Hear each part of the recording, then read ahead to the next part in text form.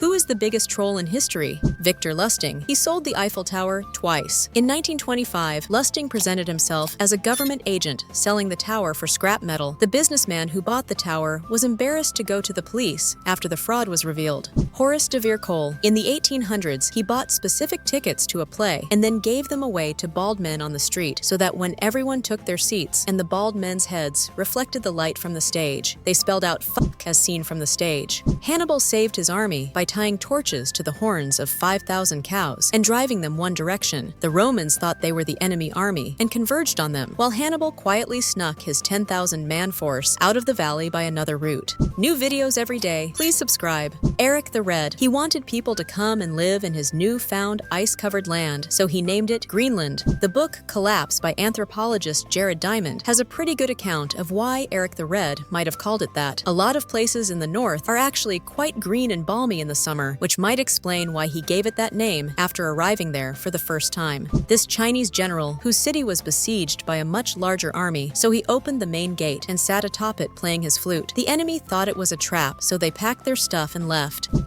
Zhuge Liang. Magnificent Bastard was so feared as a strategist and tactician, he was allegedly carried onto the battlefield posthumously, and the opposing army, despite knowing he was already dead, decided they couldn't take the chance because he might be up to some dirty trick again. Mozart didn't like this singer so much that he wrote a piece for her with high and low notes constantly, because he noticed that when she hit low notes, her chin went to her chest, and when she hit high notes, her head would fling back, so it was like she was bobbing like a chicken. I was thinking more like the mortician who patented the automatic telephone switch 3 years after finding out his rival's wife worked as a telephone operator and would reroute calls asking for his funeral parlor to her husband's. The guy put a whole worldwide workforce out of work for one person's actions. Michelangelo, without a doubt. This man was hired to paint the Sistine Chapel ceiling and put more dicks and asses on it than you ever did see. Hope, my boy, this is a holy place. Please treat it with the utmost respect. Michelangelo. Hey, sure. Technically, this isn't a troll, since it was serving a purpose, but Admiral Nelson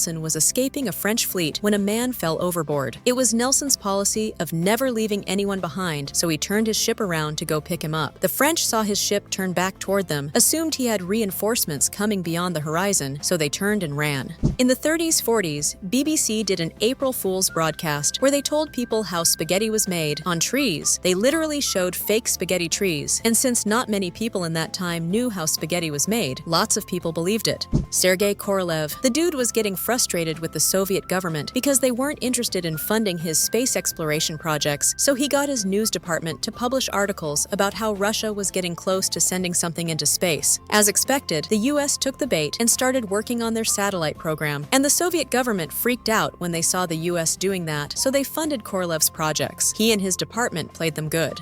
Your like and subscription will really help my channel.